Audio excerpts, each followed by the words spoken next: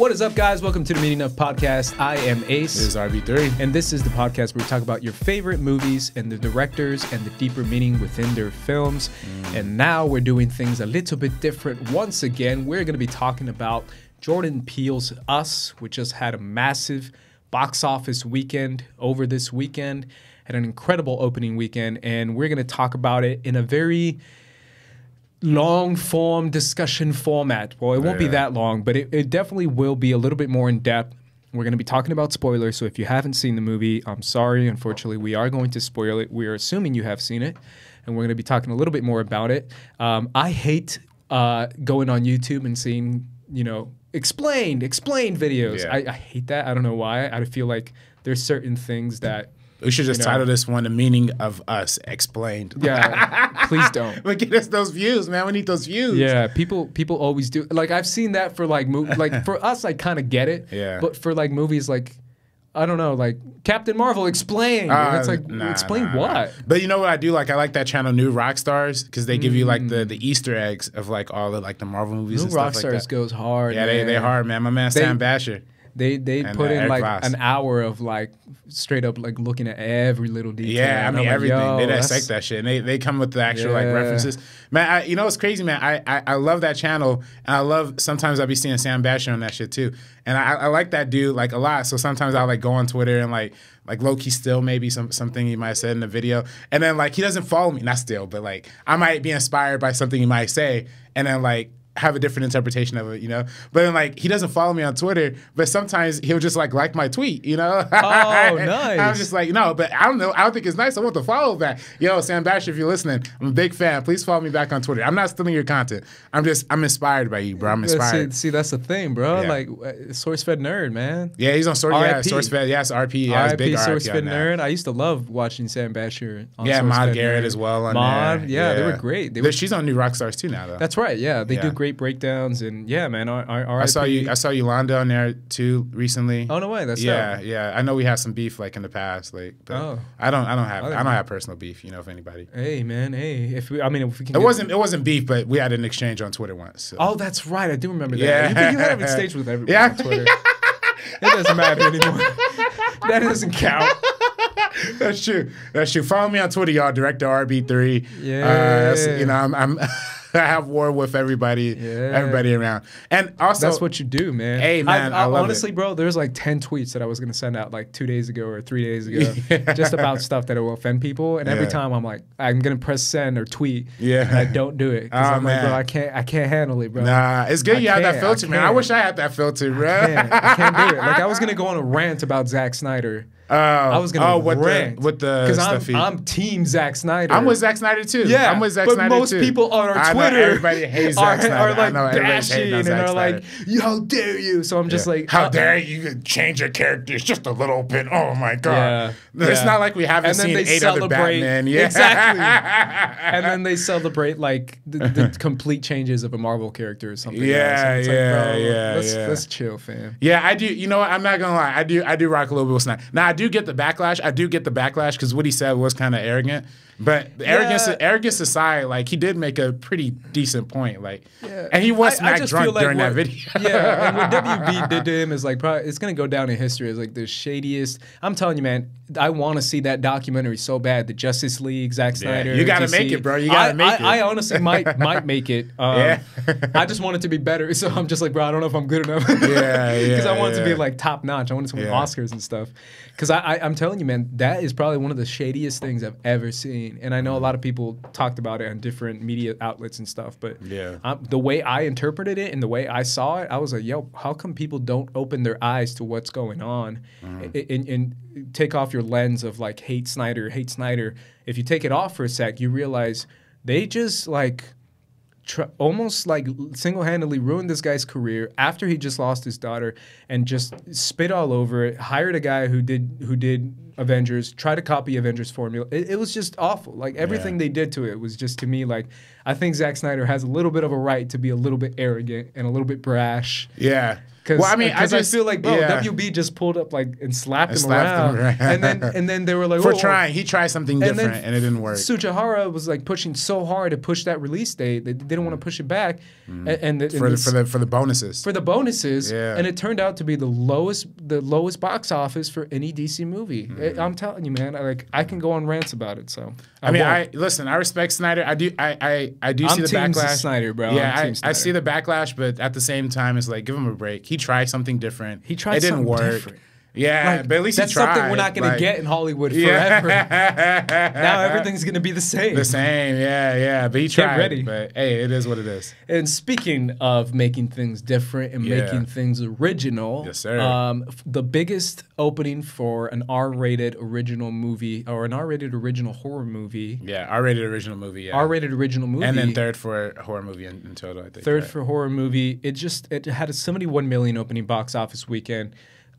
Massive success. Jordan Peele has created a world within a world in the sense of following up Get Out and something that everyone wants to talk about with Us, another movie that everyone wants to talk about. Regardless of their feelings on it, people still want to have further discussions on it. And that, to me, is just the biggest tell of someone who's creating a legacy already just with 2 films, man. Like, this is something on a different level, on a different scale, what Jordan Peele is succeeding at doing. And he's doing it for all audiences. He's doing it for everyone. He's like the people who go see Us is anyone who's a horror fan, anyone who wants to see original content, anyone who just wants to see a good movie. That's what's great about this type of success in Hollywood, is the fact that this is the type of movie that everyone can celebrate because it's original, because it's new, because it's different, and because there's so much to dissect, there's so much to talk about and to get interested in.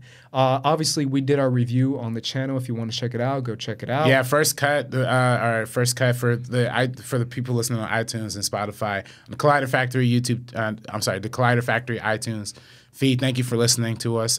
Please check out our channel, First Cut. We're in the process of building. We have almost 300 subscribers. If we get to that 1,000 mark, we can start monetizing our videos, start getting some ads in that mode. You know what I mean? So yeah, go ahead and subscribe. But yeah, we did. Trying, bro. We out here. We out here, bro. Making content. So we did do a review, non-spoiler review. And to kind of condense it, give us your condensed feelings. Obviously, we both enjoyed it, but you're... Yeah. I mean, I really dug it. I thought it was dope. I really enjoyed it. It's my favorite movie of the year so far. And in the review, I was a little hesitant because I didn't really have the themes locked down that I think I did. But after moisturizing, we shot that on Friday. We put it out on Sunday. But by the time Sunday rolled around, I think I actually pieced together everything that I thought about the movie in terms of the deeper meaning, and what it had to say. And then I just had a problem initially because I think it says so many different things. I didn't know if it had a clear track to what it was saying.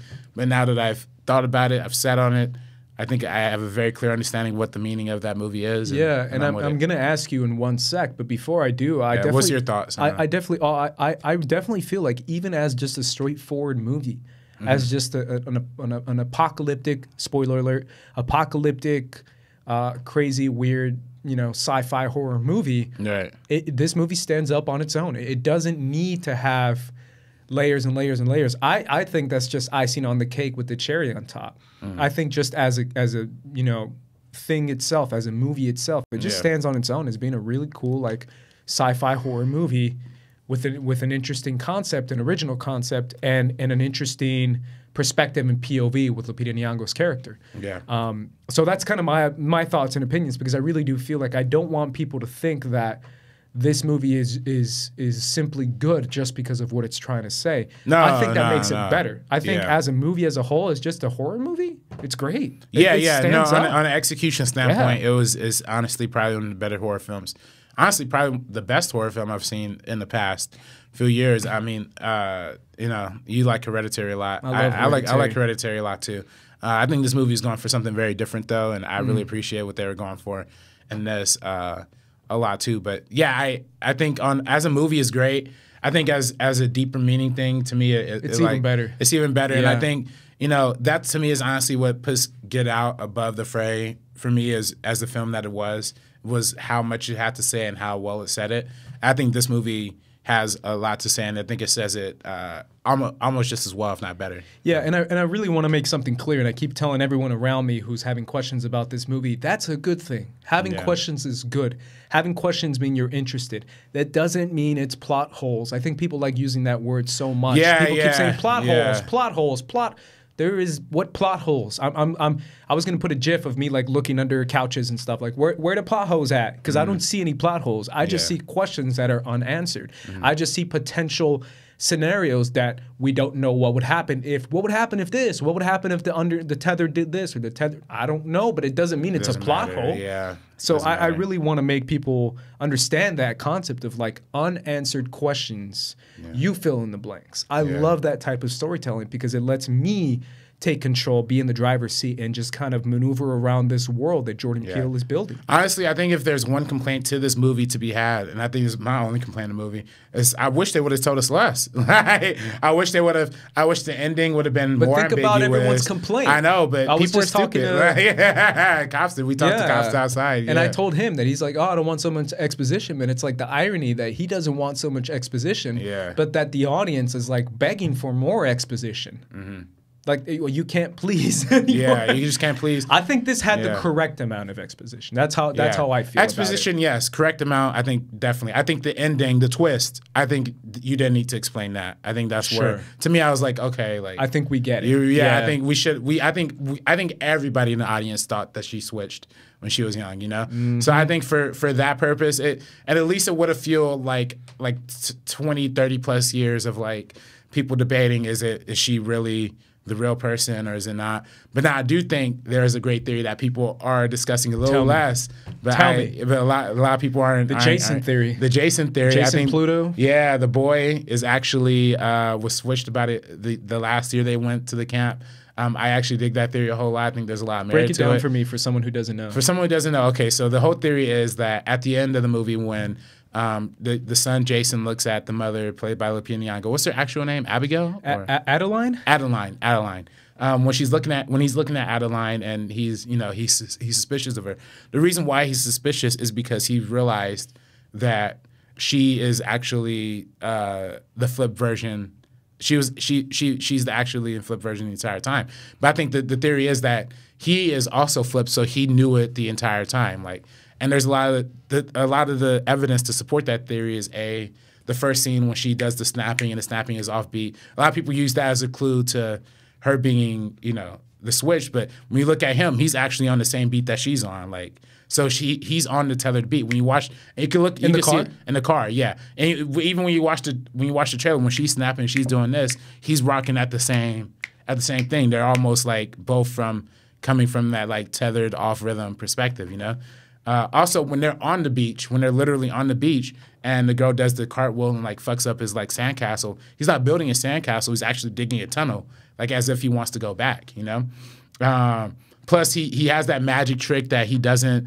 He has that magic trick that he used to know before, but for some reason he doesn't know it now. But then the reason why his counterpart is burned is because he keeps trying to do it, because his counterpart actually does know how to do it, and he ends up burning his face off of it.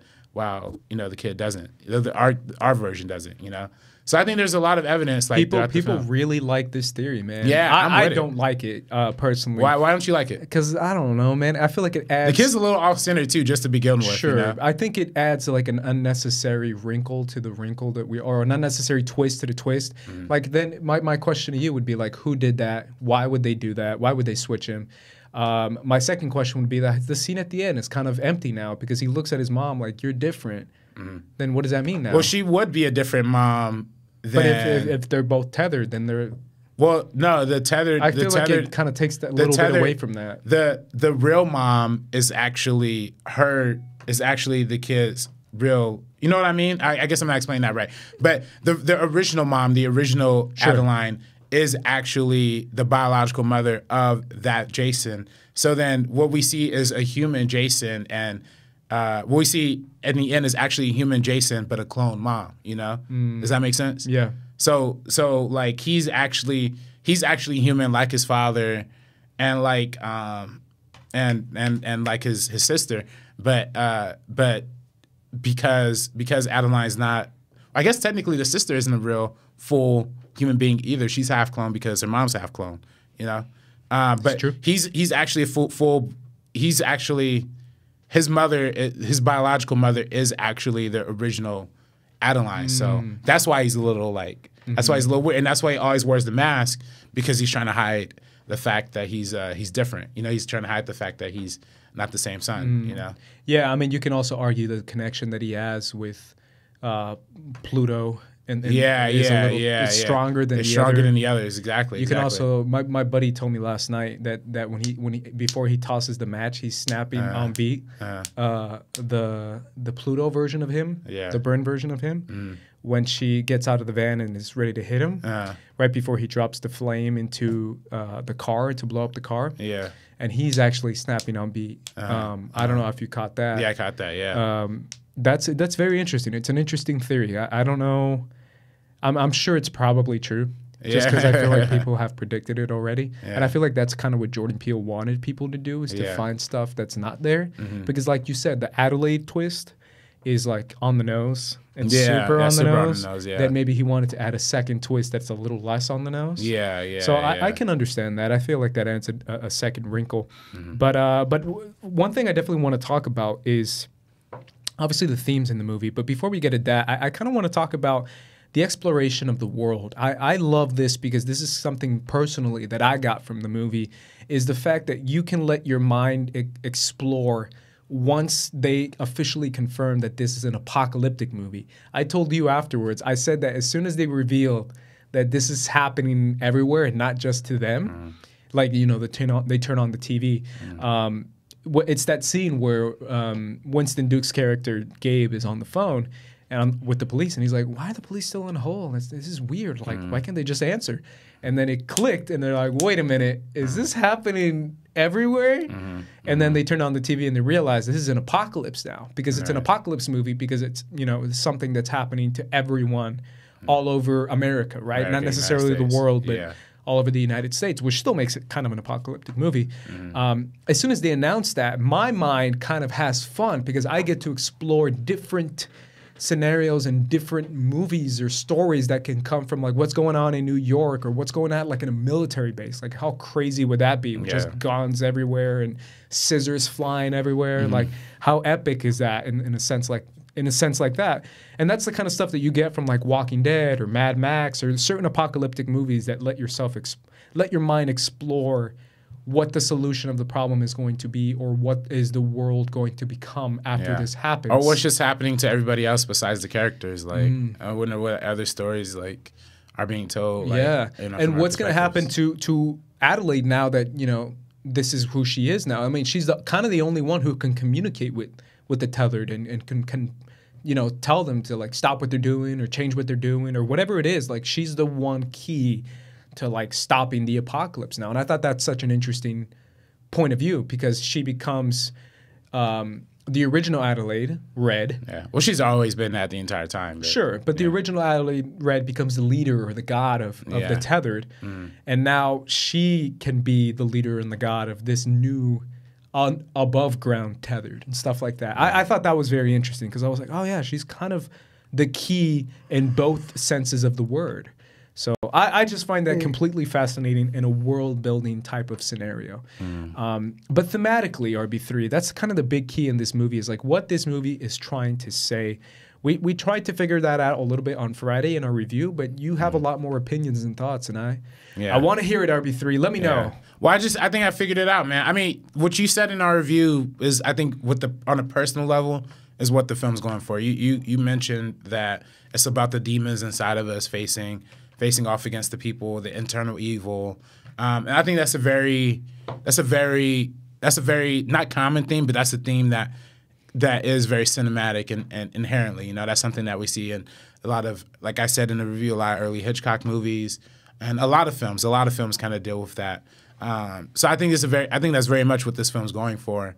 But it's also on another level, on a more metatextual level, on a larger film scale. A lot of times when we see in horror movies, it's the fear of the other, right? It's the fear of like what we don't know. It's the fear of the monsters. It's the fear of the creatures. It's the fear of something we're not familiar with. And that's usually a bigger political allegory for like fear of people we're not familiar with, fear of like foreigners, fear of all that stuff. Whereas this movie, it kind of flips that, and it's like we should be afraid of ourselves as a people. We should be afraid of who we are because we cause the most damage to the world, to the country. And I think that's a big theme. I think on a political level, I think this movie is about how Americans kind of intervene into different places, into different countries, into different governments, and be like, hey, we're here, we're the boss now. You know, we're gonna take over, we're gonna rule. That's colonialism 101. You know, that's imperialism 101, and that's what we are doing in places like Afghanistan, Iraq, Syria, all these like international Middle Eastern places. Because somehow we became like the world police, we just kind of like sit there and kind of occupy shit, you know?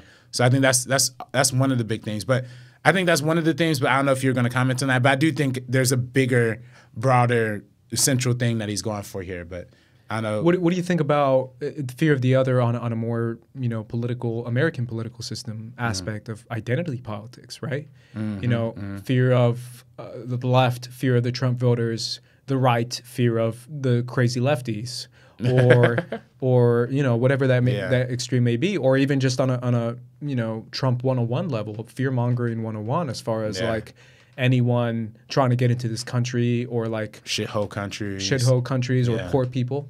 Yeah, Mexicans. See, that's where I think black people. That's what I think the overall movie is going for. I think the overall the biggest message of this movie is the bottom of the country, the bottom 99%, the poor, the disenfranchised, the marginalized people rising to the top and taking over, and not fear of that. You know, I think that's what the movie is really addressing. I think it's about how people, excuse me, how the Tethers are so poor, they're eating like rabbits. That's all they have to eat. They're so uneducated, they can't even speak words.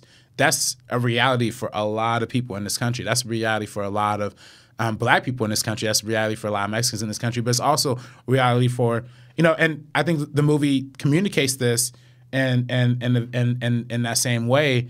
But it's also the reality for a lot of white people in the country too. There are a lot of poor white people in this country, but because we are so pinned to like what race, you know, like because there's this whole thing of racism, it's a big distraction from what we interpret as what poor means and what privilege means. But honestly, like there's, you know, there's a lot of poor white people out there. There's a lot of poor black people, but the common trick is that the rich people pin the poor whites and the poor blacks together, and they blame each other. When really, honestly, the divide isn't between black and white; it's between the rich and the poor. You know, and I think that's what this movie is really coming out to say, and I think that's why. But that's having that self-reflection, seeing in yourself the evil in ourselves is really the thing here. And that's also a comment on capitalism, right? Yeah. I mean, I think this movie has a lot to say about capitalism and how people can live so rich and on different scales, and other people can live so poor and basically almost underground and almost literally underground, underground and otherworldly, and it seems so foreign and so bizarre and so like you said, like not even speak and out of this world kind of scenario.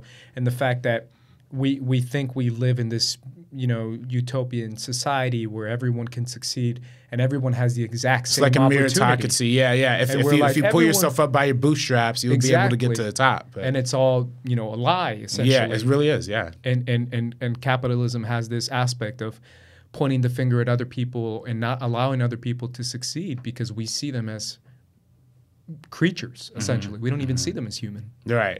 And I think that's what this movie pretty straightforwardly addresses, and I think that's the biggest piece of it. And I think there's also, you know, I think the whole incorporations of the tunnels too. I think that the tunnels are a reflection of, you know, the Underground Railroads that we see back in the old slavery times, right? How the Underground Railroad was intended to help set the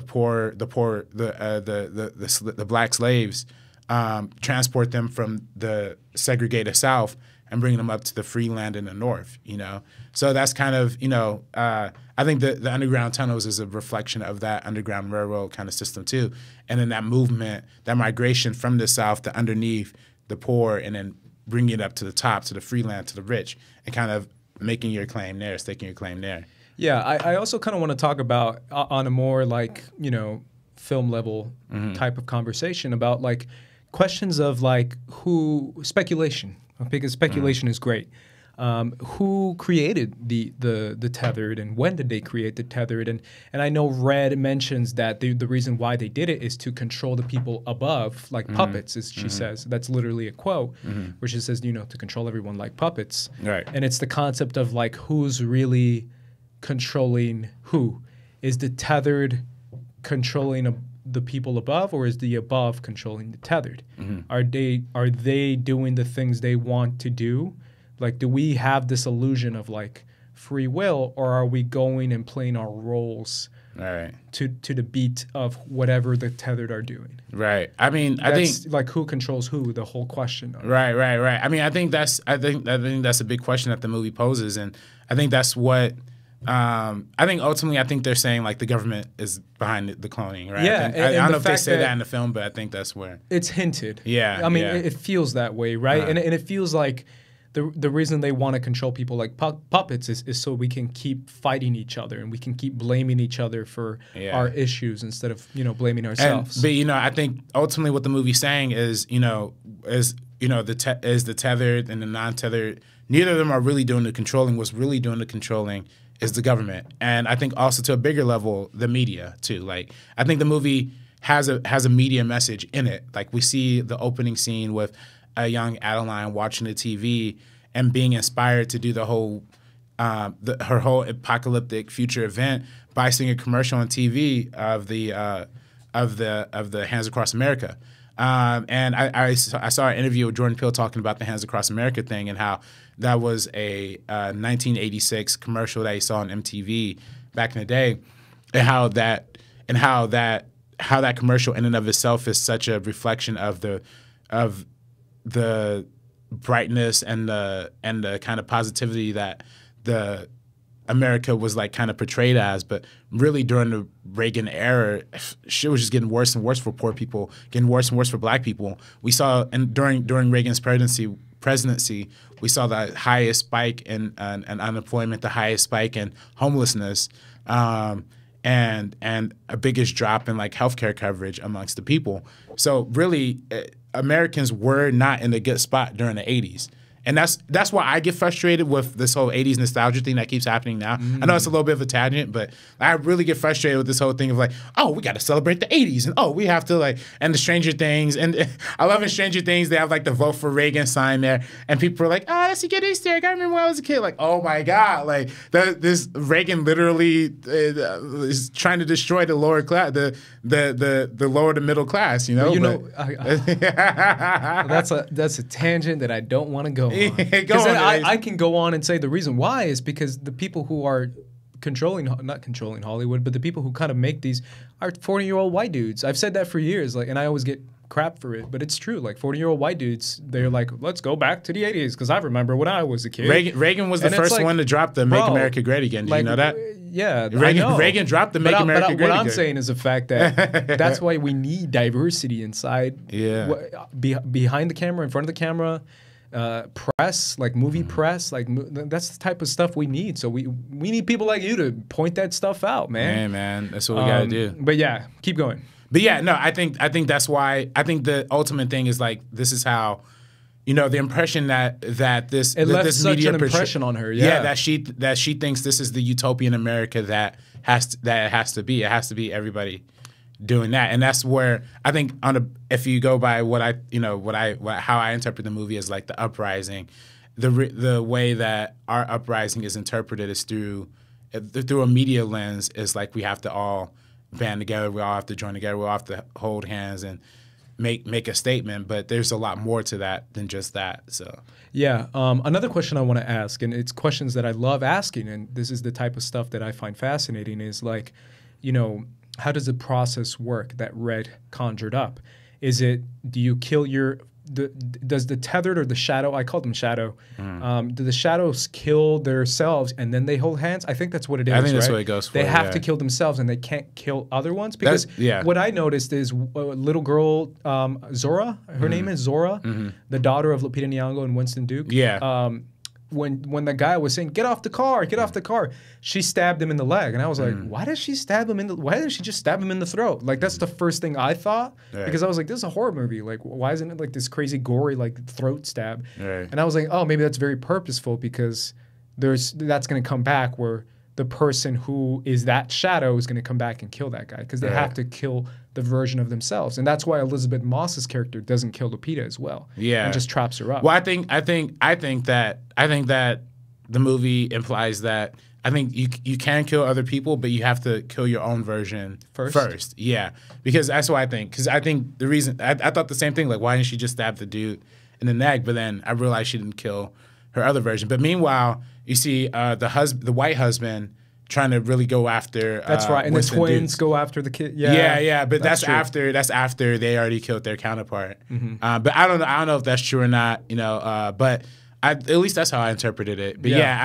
that's the genius of this movie. Like, there's so many like tight details, and I mean, I love the fact that like they also inherit the personality that they're soullessly copying.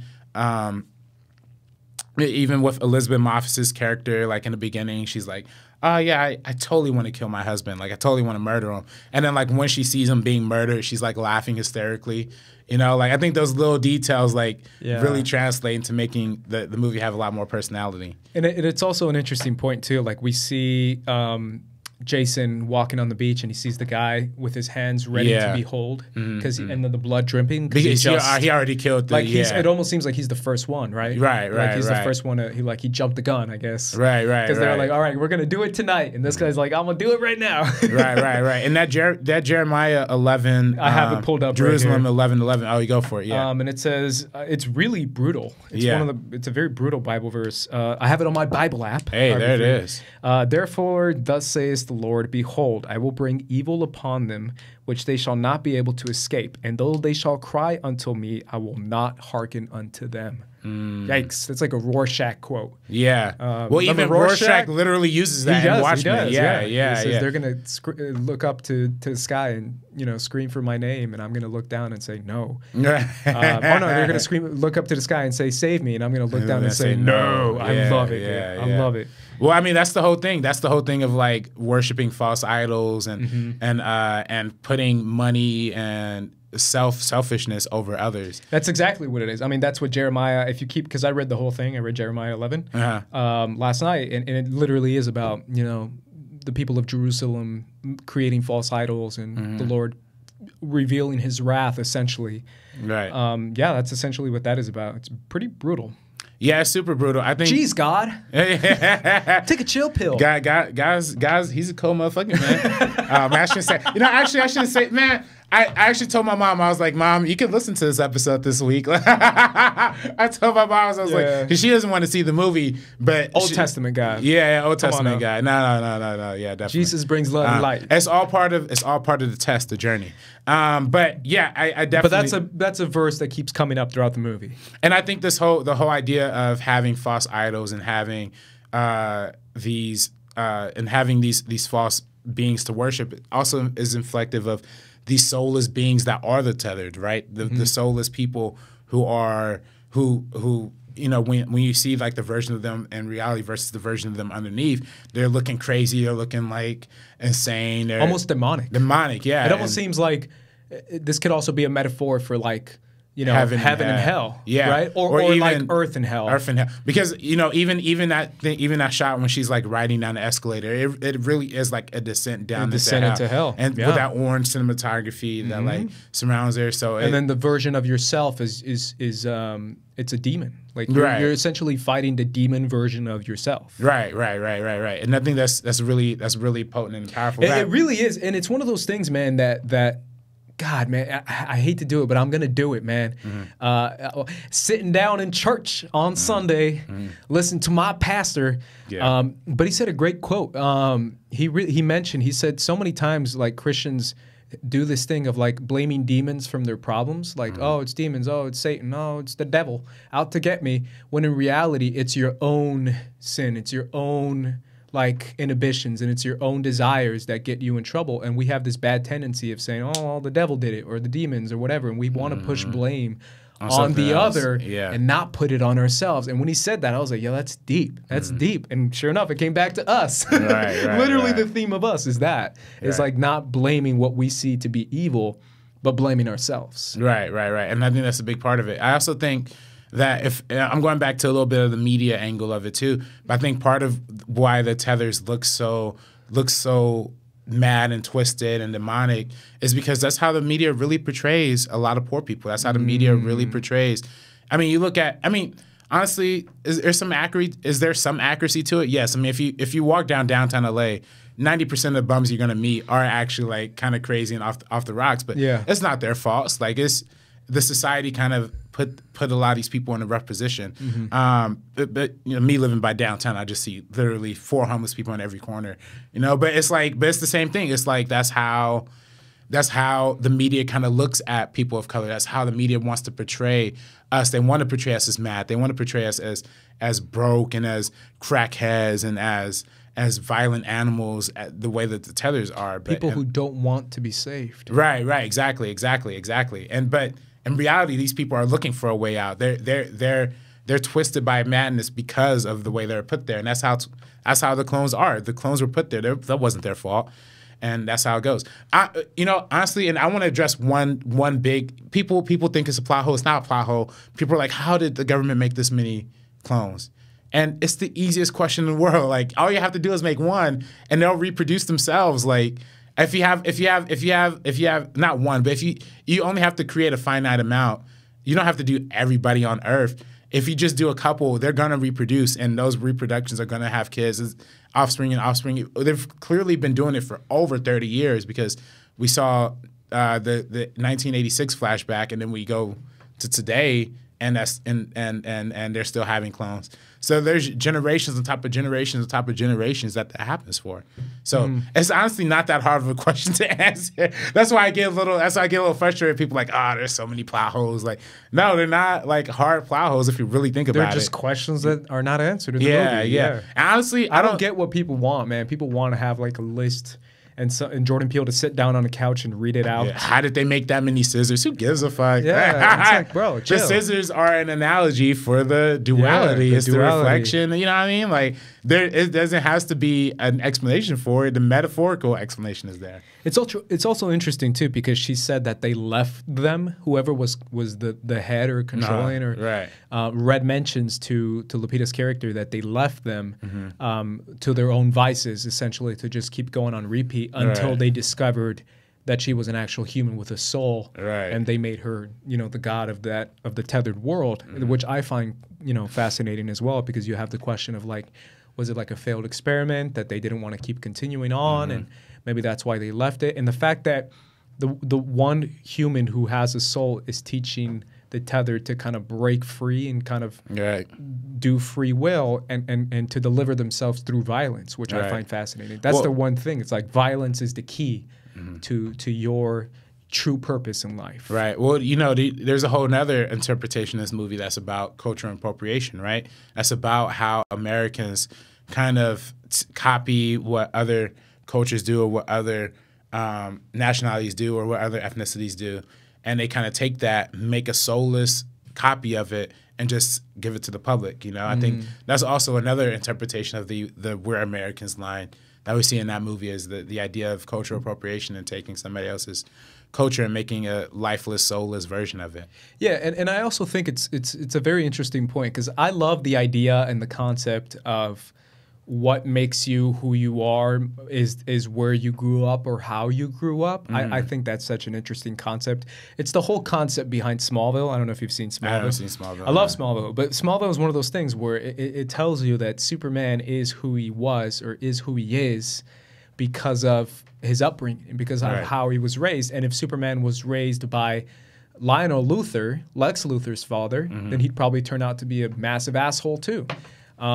And it's that, and I love that concept, and they talk about it throughout like freaking 10 seasons of Smallville, which is insane. And it comes back to like the concept of like the fact that, bro, freaking Yaya, homies, Lupita's parents in the movie. Yeah, I forget his name, but his name is Yaya. The dude from Aquaman. And, he's great. Get down. Yeah, he's really freaking good. Oh, he's great in that part. Yeah, just for the small part that he's in, he was milking it. I love it. But him and his mom, I was thinking about it. It's like, imagine your like little girl is like a freaking demon that doesn't talk. Those are pretty good parents. Yeah, that's if they turned out to like make Lupita Nyong'o, like she turned out to be like a functioning societal, basically a normal person, and it's because of how she was raised. I just found that to be pretty interesting, the way they incorporated, the psychiatrist said incorporate art, incorporate dance, talk to her, and be good parents to get over this issue. And essentially they raised someone that didn't have a soul to be a pretty good mother in a pretty functioning society. It kind of tells you the way you are raised and the situations that you face when you, like people who are born poor, and all they see is poverty, have a different outlook on life than people who are born into, wealth. Like it really does matter how you are raised. It makes a massive difference. Yeah. Because no matter how, great her 5-6 years Red could have had, the fact that she grew up in this crazy underground psycho world turned her into a psycho. Right. Absolutely. Yeah, that's a good interpretation of it. I think that also kind of supports the Jason theory a little bit too. Like I think that supports a little bit of that, man. I mean, he was able to come back after a year and be just as normal as he was before. Like Lupita had some time. You think if any kid stopped talking for a year, that wouldn't be like the biggest red flag on earth? Like I think Lupita got better within a year. Like I think people could pick up language in like 3 months. True. I feel like after that, I think people could pick up language in like 3 months. Yeah, but that's something that really stood out to me is the fact that you have this question at the end of the movie: is Lupita a good guy? Is she not a good guy? Right. And I kept going back to the fact, like, what is her motivation? Her motivation is protect my family. That's all that matters to her. So in that sense, she is kind of human. Yeah, she was a baller in that movie too. Even if she doesn't have a soul, she's a human. Yeah. Yeah, no. Lupita Nyong'o's a baller. She, a lot of people, I seen on Twitter, rightfully so, been saying, Hollywood hasn't been using Lupita right all these 100%. Years. I definitely agree with that after seeing this movie. She's Oscar good in this movie. That's the Oscar leading role, best leading actress winner right there, honestly. Yeah. But they're not going to nominate her, 1, because she's black, 2, because she's a woman, 3, because it's just a horror movie. Like she's already best actress. I guess the woman thing, but 1, because she's a black woman, and 2, because it's a horror movie. Like they're never gonna give a black woman a best leading actress Oscar, and they're never gonna give a horror movie a best leading actress nomination. So yeah. I mean, again, I talked about it in the review. Toni Collette. I mean, the fact that it's a horror movie is not gonna get any kind of attention whatsoever. Yeah. But she's Oscar good in this movie, and I love how they show you those little details of like. You start to question. You're like, wait a minute, she likes killing a little too much. Something's a little off with her, and they start to give you those hints. When Jason sees her kill one of the twins. That was a funny scene. But yeah, no, unless you're like bending over backwards for Billy Bob Thornton in a movie, you're not going to win a Best Actress thing if you're a black woman. So that's definitely fighting against Lupita there. Yeah. But I hope that they overlook their biases and actually elect something really cool. Yeah, something I also found interesting, to kind of talking about the killing aspect of this movie too, the fact that, murder is played off so easily, but in a situation where your life is at risk, I really do feel like it's very realistic to be faced with a life-changing situation and have to step up and actually murder some people. Yeah, it's very primal. It's very like, when the world is going to crap, if you're trying to protect your family, you're willing to like snap some necks and stab some people. I mean, that's what the Purge movies are all about. Like, I mean, I've only seen 1 through 3. I haven't seen the last 2. Yeah, me too. Yeah. I thought you were gonna say I've only seen like 20 minutes of the first. It's like, bro, you can't speak on it. No, I've actually watched all 3 of them. Actually, I think that's a very underrated franchise. I think that's a very. I agree. I didn't see the last one. The second one is the best. The second one's dope. The third one, I actually like the third one a lot too, though. The election year. I know it's a little cheesy because it was like, cheesy. But hey, man, I fucks with it. I think that movie was like pretty dope. But I think the whole theme of that movie is like. I think at least in all of the ones that I've cared to like fully enjoy, all of the characters I've cared to fully enjoy. A lot of the characters are those people who like, oh, I don't want to kill anybody. I don't want to be involved in this. Yeah. Then they have to break out of their shell just to protect. You know, and the first one is Ethan Hawke with his family, and the second one is Frank Grillo, and the third one, I think a lot to that black family that's like holding down the liquor store or whatever. Yeah. But yeah, things like that. I'm really down for it. And something else that stood out to me is obviously Lupita Nyong'o was incredible, but Winston Duke, man. Yeah. I loved his He's character. Great, man. He's great. I just the fact that like that concept of like this goofy dad is gonna go ham. You know what I'm saying? Like he's straight up like when put in a damn situation where he has to protect his family, you bet he's gonna murder some people and stab some people. And the whole time, I told you, I was thinking about him facing up against his friend, the tethered version of his friend. And the whole time I was like, bro, you got like 80 pounds on this dude, man. You better snap his neck, Duke, bro. Yeah, that dude's a monster. He's a monster. Huge, man. Yeah, he's enormous. But you do notice that's a moment of character growth for him, because it is. the first kill he got. The boat kill. But that wasn't even intentional. Like that kill was clutch. It was clutch, though. That was like dope. Michael Jordan, 3 seconds left on the clock, bro. Yeah, but he was hesitant to kill his version at first. He was really hesitant to kill him at first, but he got it done. So that to me was the most clutch thing. When he hit his head on the thing. Because I thought for sure I thought like, bro, this guy's way too light and fun and funny. He's going to get massacred. Yeah. Like you always assume like. Yeah, the funny one is going to die bad. Well, see, that's, I even alluded to in our non-spoiler review, it breaks a lot of the traditional horror tropes. It does, yeah. In most family invasion movies, you at least lose like half of the family. And the family lives in this movie. The entire family lives. That's so cool. I think that's one of the coolest parts of the movie. Yeah. And I know there's so many cool parts in this movie, but that to me, it's just like on a like if you really take a couple steps back and you forget about all the things we're talking about right now, and if I just see this movie with my family, we're gonna be like, yo, that's what's up. Yeah. Like, yo, we held it down, bro. Yeah. Like us four, we could take on the world. Let's go. Like that's the kind of vibe that this movie kind of leaves you with. And as dark and as dreary as this movie is, you still kind of walk away being like, yo, man, if they mess with my family, let's go. Like I'm gonna kill anybody, and we're gonna take over the damn world. Like it doesn't matter. Like that's kind of the vibe it left me with personally. I was like, man, this is a very pro-family movie. Yeah. Like I like that. I really do. I think that's one of the cool parts. Yeah, no. And I also think the fact that we have so many, I know a lot of people have been talking about it, but I still got to salute the fact that it's like some dark skin, black family at the lead. The black person doesn't die first. In fact, the black person doesn't even die last. I guess technically the Tethers do die first, so I guess the black first person is black. But whatever, it's themselves. But the fact that that's nice. It's such a natural part of the movie. It's not, they don't even address. It's not even, and it's not a movie about like, whoa, you're black. Yeah, it's like doesn't matter. Yeah, we're a black middle class family, and we got 5 on it, man. Yeah, they got 5 on it. Yeah, I also gotta say the interpolation of that song and the way they use that song is one of the most genius film. Michael Abels is his name. Yeah, Michael Abels created an iconic score. Just the first shot with the rabbits, man. Yeah, I mean, the anthem thing. Yeah, the anthem. Yeah. The yeah, and then the beat kicks in, and you're like, oh damn! I don't know what this rabbit is, but I was vibing to the beat. The rabbits, and also that's another detail. The rabbits are apparently the first animal that the government successfully cloned, so that's why they are used in the. And it's also like a population concept too. Right, and there's so many rabbits. Yeah, they fuck a lot. So excuse me, they have sex a lot. Jesus, man, come on. My mom's definitely not listening to this episode. Quoted the Bible. Yeah, talked about church. Yeah, no, we're having a good time here. But yeah, no, definitely that's a big part of it. Yeah, and this fact that rabbits have like massive population. No, that's very interesting. Let's kind of give our closing thoughts on the themes of this movie and our thoughts on this movie and kind of what we walked away with the most and what this movie means for.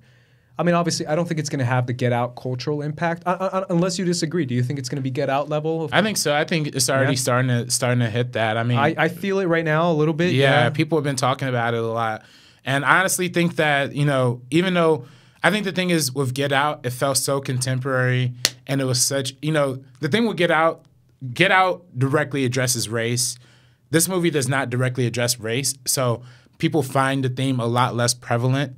And that was me. I mean, that was me. That's when even when I said in the review, I'm still unclear of what this movie actually means. It's because I guess I was still trying to look at it from a race angle or from, but I guess to me, the movie expands a lot more outside of race, but a lot more about the general concept of America and capitalism and the divide between people in terms of wealth and inequality. That's what I think overall the movie's going for, and it's a lot harder of a topic to swallow. I feel like it's a harder pill to swallow than just being about race. But, I also think it's a bigger concept. It's a bigger concept. And it kind of makes it a little bit harder to... Get Out was more shocking. I mean, Get Out, for black people, Get Out was like, hey, this is a movie about us. For white people, it was like, oh my God, we're actually that racist? Oh, I can't believe it. So I think it was a lot more shocking in that sense. I think this one is very contemporary and very current and very politically... And has very something political to say, but it's not the type of politics that you see on CNN and NBC every day. Yeah. It's a different type of thing. So it's very powerful. I think for me personally, I think over time, I think people will look at us maybe as the better movie than Get Out. I think over time. Interesting. Yeah. I really feel like people are sleeping on this movie. If you felt mixed feelings, I recommend to rewatch it. I think this movie is just balling on so many different angles. I mean, obviously on a cinematic angle, but in a thematic angle. But even like I said before at the beginning of this conversation, on a just basic sci-fi horror film angle, it's very cool. Yeah, visually, this is probably one of the best movies I've seen in a long time. I mean, the boat sequence was well shot. I mean, it was just the right amount of darkness with those hints of light in there. I think the scene when the kid's backing up into the fire is honestly one of the coolest cinematic moments I've seen recently. Everything. I mean, it's almost kind of. I even thought this when I was in theaters. Like, damn, how can he just keep going from like one dope shot to another dope shot? Yeah. The whole one tracking, the whole one take that happens when the kid first says there's a family in the drive-thru, and then everybody kind of like gathers around in that one spot, and it's that like long take. It's really good. I watched the interview with Jordan Peele too, and he talks about that scene, and he said that he wanted to make that very distinctly a one take because that's the first time in the movie that we start entering into like a real time kind of thing. Whereas the rest of the movie is like, oh, it's like this day, it's later in the day, whatever. But this was the first time it's like, no, this is real. This is the time that we're in right now. Yeah, I mean, again, I mentioned it in the review, but Jordan Peele is so good at world building and just creating stories of like giant concepts that you can really add more to it if you just give yourself to the movie. And I absolutely loved it. And once again, I highly recommend watching it, guys.